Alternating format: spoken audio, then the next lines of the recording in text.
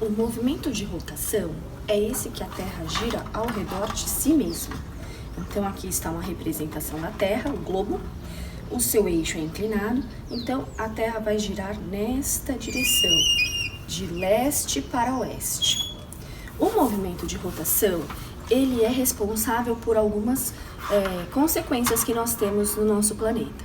Primeiro, responsável pelo dia, então agora é dia, e também pela noite. Agora, como vocês podem perceber, é noite. Isso é resultado do fenômeno do movimento de rotação. Quando a gente fala da rotação, a gente tem que pensar na importância de algumas coisas. Por exemplo, circulação atmosférica. Como a Terra está girando e ela gira muito rápido, a gente não percebe porque nós estamos na superfície do planeta, mas ela gira muito rápido, ela empurra toda uma massa de ar. Isso faz com que ventos, assoprem para algumas direções. Então, nós temos os ventos alísios, por exemplo, que vai assoprar nesta direção. Então, vai vir do norte para o Equador e do sul para o Equador. Tá? Essa direção dos ventos alísios, mais para o trópico de Câncer e o trópico de Capricórnio, que empurra essa umidade para o Equador, faz com que a gente tenha o clima equatorial. Então, o clima equatorial vai ter grande quantidade de umidade e também vai ter grande quantidade de chuvas, tá? Então, por isso que no clima do Equador, a gente vai ter aqui climas com muita chuva, abundância de chuva, tá? É por conta da rotação da Terra. O que aconteceria se a gente, estivesse no planeta Terra e a Terra, de repente, parasse? Ia acontecer um movimento que a gente chama de inércia na física, se a gente sobrevivesse. Então, a gente está girando e a gente não percebe, como num carro em movimento. Então, você está em movimento dentro de um carro, você não percebe exatamente a velocidade porque você está dentro do carro. Quando o carro freia bruscamente, o seu corpo é jogado para frente. Então, isso aconteceria também como se você estivesse no planeta Terra. Então, nós estamos girando, e aí, se a Terra parasse, você seria jogado para frente a uma velocidade muito grande. Então, se você sobrevivesse neste momento, o que ia acontecer com você? Se você parou aqui, vamos pegar o Brasil. Se a gente parou aqui e nós estamos no dia, significa que aqui seria dia para sempre. E este outro lado aqui, noite para sempre. Então, ia acontecer o quê? A gente teria cada vez mais calor, o vento não iria existir, porque o vento é uma consequência de diferenças de temperatura e também pela rotação da Terra. Então, a gente não teria o vento que a gente está tendo hoje, tá? E a gente teria cada vez mais calor. O que acontece com a água quando está cada vez mais calor, próxima dos 100 graus, ela evapora. Então, a gente teria evaporação da água, morreriam todas as plantas, todos os animais e, obviamente, nós morreríamos também. O que ia acontecer do outro lado? Se não tem sol, não tem calor. E aí, se não tem calor, vai fazer frio, muito frio. E aí, se a água está a ponto dos 0 graus, o que vai acontecer? Congela. Então, o solo congela, a água congela e as plantas sem sol morrem. Portanto, os animais morrem também e nós morremos também. Então, se um dia a Terra parar de girar, nós não temos muito futuro. Nós vamos morrer. Tá? Então, quando a gente fala da rotação, a gente está falando da sobrevivência do nosso planeta também. Tá? Quando a Terra parar, isso eventualmente vai acontecer daqui bilhões de anos, existe outro fenômeno importante. Quando a Terra gira, dentro do núcleo da Terra também gira. E ele forma uma capa de magnetismo que protege a Terra dos ventos solares. Tá? Então, um dia que a Terra parar, o núcleo vai parar de girar e significa que a gente não vai ter essa proteção para os ventos solares. E aí os raios solares vão entrar com tudo no nosso planeta e a gente vai parar de ter as nossas proteções naturais da atmosfera e dessa capa de magnetismo, e o vento solar vai destruir tudo que tem na nossa superfície. Então as plantas, nós mesmos não iríamos resistir, teríamos muitas queimaduras e aí o nosso planeta, ou o que tem de vida que a gente conhece, o nosso planeta, vai morrer. É o que aconteceu com Marte. Então Marte, o nosso planeta irmão, né, que tem condições parecidas, algumas coisas com a Terra, aconteceu isso. O núcleo dele parou de girar e aí os ventos solares destruíram tudo que tinha na superfície. E aí a gente encontrou água congelada abaixo da superfície, mas não tem uma plantinha sequer, porque o núcleo de Marte não gira mais. Então, quando a gente fala de rotação, ela é importante para a nossa sobrevivência do planeta. Mas aí a gente vai falar dos fusos horários, que é uma coisa que interfere na nossa vida. E aí vai ter relação direta com o movimento de rotação. Os fusos horários é um sistema que a gente fez para padronizar os horários e a contagem do tempo pelo planeta. Por que isso acontece? Porque se a gente pensar aqui no Brasil, nós estamos no dia neste momento, né? São 3 horas da tarde, mas nós estamos no período de insolação. Significa que a gente não pode considerar o mesmo horário para o Japão. Porque no Japão a gente vai ter aí uma outra configuração. Eles vão estar na parte da noite. No Japão são 3 horas da manhã. Então significa que eles já estão no dia seguinte, né? E a gente também vai ter em relação ao sistema de fusos horários 12 horas em relação ao Brasil. Como que a gente sabe isso?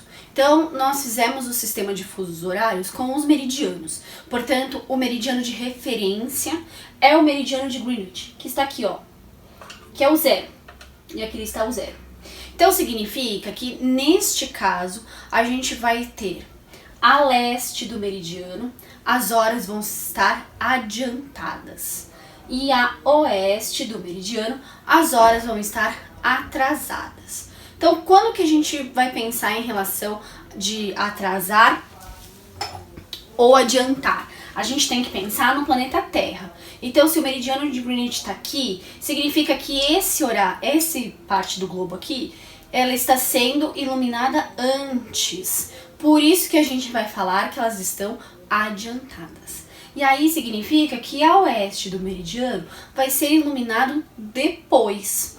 Então, por isso que a gente vai dizer que as horas são atrasadas, tá? Por isso que a gente fala que o Japão está à frente de nós em relação ao horário, tá? Por isso que a gente vai dizer que são 12 horas a mais. Porque o Japão foi iluminado antes do Brasil por conta do sentido da rotação ser de leste para oeste, tá? Aí, o que a gente vai ter?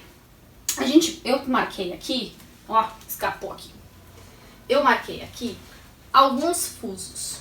Então, nesse caso aqui, desses fusos, a gente vai ter o quê? Então, quando eu vejo aqui 0 mais 6 mais 12, significa que eu tenho 12 meridianos. Então, cada meridiano vai marcar um fuso horário diferente. Então, aqui eu vou ter mais 1, mais 2, mais 3, mais 4, mais 5, mais 6, mais 7, mais 8, mais 9, mais 10, mais 11, mais 12, tá? E do lado de cá, eu vou ter o 0, aí eu vou ter menos 1, menos 2, menos 3, menos 4, menos 5, menos 6, menos 7, menos 8, menos 9, menos 10, menos 11, menos 12, tá? Então, a gente vai ter ao todo, somando os 12 fusos desse lado com 12 fusos desse lado, 24 horas, tá? Então, é como se a gente pensasse aqui, ó. Então, aqui eu vou ter 24 divisões, portanto, 24 fusos. Cada fuso horário significa 1 hora, tá? E aí, a gente vai contabilizar como? Toda vez que você vê o númerozinho aqui de cima e ele tem um mais, significa que ele está adiantado em relação ao 0, não em relação aqui, tá? Em relação ao 0. Toda vez que você ver o número menos alguma coisa, como o do Brasil, menos 3, significa que ele está atrasado em relação ao 0 e não em relação a esse aqui, tá? Então, como é que a gente vai pensar nos fusos horários, né? a gente tem que pensar, por exemplo, no caso do Brasil. O Brasil tem 4 fusos horários. O -2, -3, -4, -5. O nosso fuso horário oficial é o -3, que é o fuso horário de Brasília, que é o fuso horário que a gente segue no estado de São Paulo. Se você for do estado de São Paulo para o Mato Grosso, você muda de fuso horário. Então você tem que acertar o seu relógio. O que você vai ter que fazer? Você vai ter que atrasar o seu relógio em 1 hora, porque você mudou um fuso só. Tá? Então eu vou, em vez de 3 horas lá, são 2 horas da tarde. E no caso do Acre, o Acre está no -5. Significa que eles estão a 2 horas atrasados em relação a nós. Então, em vez de ser 3 horas da tarde lá vai ser 1 hora da tarde, tá? E para quem for aqui para Fernando de Noronha, aí em Fernando de Noronha vai estar no fuso -2. Significa que se a gente for para lá, a gente tem que adiantar o nosso relógio em 1 hora. Então, em vez de ser 3 horas da tarde como aqui, lá vai ser 4 horas da tarde. Então, é assim que a gente vai fazer o sistema de fusos, certo? Eu vou mostrar num mapa para vocês como que a gente faz a divisão do mundo todo. Então, aqui vocês podem perceber o mapa, né? E aqui neste mapa a gente tem cada faixa coloridinha como representando 1 hora em específico. Então, a gente pode perceber aqui que cada faixinha dessa é um horário diferente. O rosa é o meridiano de Greenwich. Então, para o leste, nós vamos estar adiantados. Para o oeste, nós vamos estar atrasados, tá? E aí, eu vou dar um zoomzinho aqui. Percebam aqui, ó, os numerozinhos. Então, aonde é mais, significa que a gente vai ter adiantado em relação ao Greenwich. E onde é menos, a gente vai ter atrasado em relação ao Greenwich. Então, como que funciona o cálculo dos fusos horários? Então, aqui nós temos Brasília, tá? Então, são 3 horas da tarde em Brasília. Ah, eu quero saber que horas vão ser aqui, ó, em Moçambique. Ah, então como é que a gente vai fazer? A gente vai somar. Então, aqui, 15 horas, 3 horas da tarde. 16, 17, 18, 19, 20. Então, em Moçambique, são 8 horas da noite, ao mesmo tempo que aqui são 3 horas da tarde. Então, aqui novamente, Brasília.